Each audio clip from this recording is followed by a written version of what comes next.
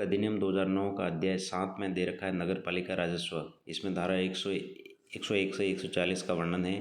धारा 101 कहती है नगर पालिका का आंतरिक राजस्व। 102 बाध्यकारी कर, 103 अन्य कर जो अधिरोपित किए जा सकेंगे, 104 उपयोगिता प्रभार अधिकृत करने की शक्ति, 105 फीसें और जुर्माने अधिकृत करने की शक्ति, 106 विकास प्रभार अधिकृत करने की शक्ति, 107 करारोपण से छूट, 108 कर अधिरोपित करने की प्रारंभिक प्रक्रिया, 9 में कर का अधिरोपण आदि, 110 करों में परिवर्तन करने के लिए प्रक्रिया, 111 कर को स्थगित करने या प्रतिष्ठित करने या उसमें सुधार करने की सरकार की शक्ति, 112 कर को स्थगित या समाप्त करने की नगरपालिका की शक्ति, 113 कर का निर्धारण और कर निर्धारकों की नियुक्ति, 114 कतिपय जानकारी देना और उन्हें देने में विफल रहने का परिणाम, 115 में संशोधन के प्रयोजनों के लिए सूचना देने की बाध्यता। धारा 116 कहती है भवनों या भूमियों पर करों के संदाय के लिए मूलतः दायी व्यक्तियों द्वारा हक के समस्त अंतरणों के विषय में नगरपालिका को सूचना देना।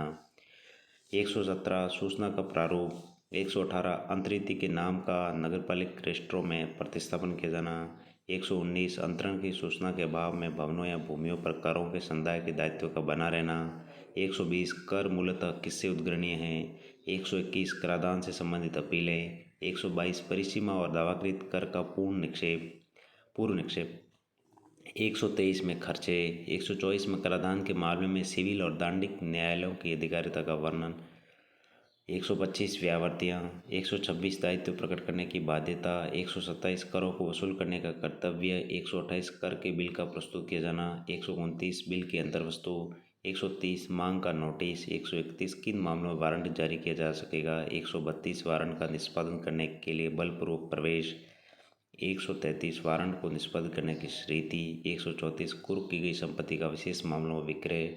135 नगरपालिका के बाहर कुर्की और विक्रय। 136 उन व्यक्तियों के विरुद्ध संक्षिप्त कार्रवाई की जा सकेगी जो नगरपालिका छोड़ने ही वाले हो।